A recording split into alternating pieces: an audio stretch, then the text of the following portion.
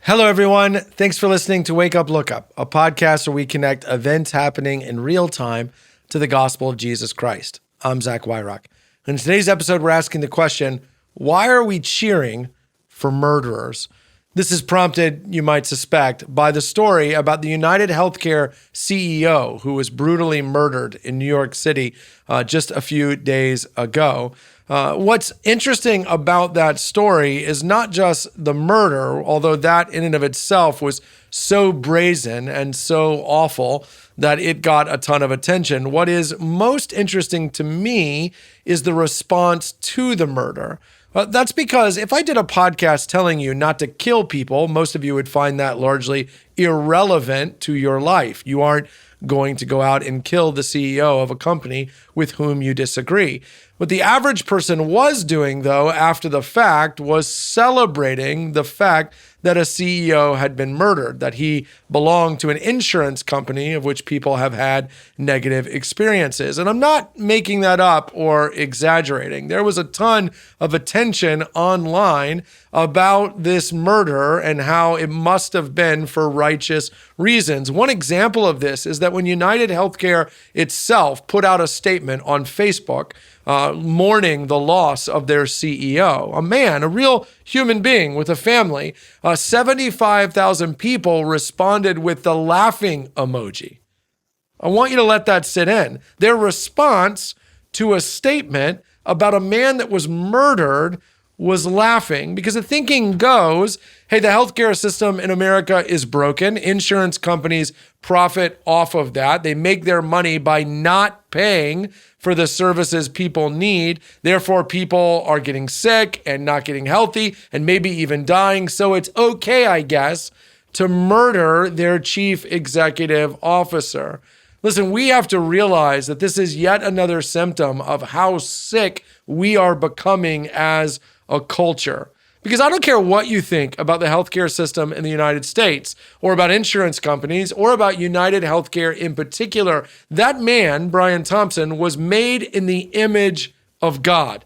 Full stop. God made him. He belonged to God.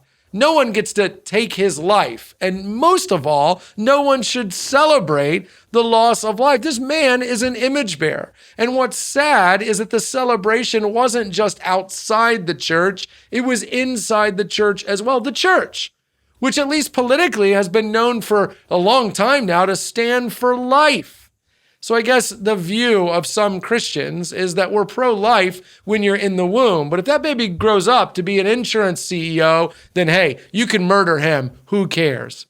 No, that's not what the Bible teaches. When God says you should not kill, he doesn't nuance it with a person's job or career or chosen industry. He just says, full stop, you don't get to kill. Judgment belongs to God, not to us. If you celebrated this man's murder, you need to repent. You need to acknowledge to God the sin sickness of your own heart and confess to him that you found joy in the murder of someone who was born in his image. Listen, if you say, but Zach, the healthcare system is messed up and insurance companies do take advantage. Listen, I'm here for that conversation, but the response to that is to run for office or to make it a key issue on which you vote, to start to hold people responsible, to make the best financial decisions for your family. There are a lot of ways that we as Americans living in a republic can pursue change to the healthcare system. Listen, I'm not an expert on that, so this podcast episode isn't about any of those things. It's about this. That's a healthy and righteous way to pursue change if you think the system is broken. But cheering the murder of another human being is heinous. It is against the spirit of the gospel, and it couldn't be more outside the character of Jesus Christ. Instead, the righteous response of Christians should be to hope that the guy who did the crime has in fact been caught, that he's brought to justice, and that God brings his incredible mercy to the family of this man who has been murdered. I don't know how his wife and children, if he has them, would respond to a gospel message being preached by a church that celebrated their dad or husband's murder. No, wait, I do know how they'd respond. And that alone should break our hearts. Hey, thanks so much for watching this episode of Wake Up, Look Up. While you're here, take a minute to like and subscribe. It really helps us get the word out. Don't hesitate to leave a review wherever you might find this podcast on an audio level and help spread the word. And hey, while you're here, check out all the other content we have at Christ Community Chapel on YouTube. Some of those videos are popping up on the screen now. Click on one.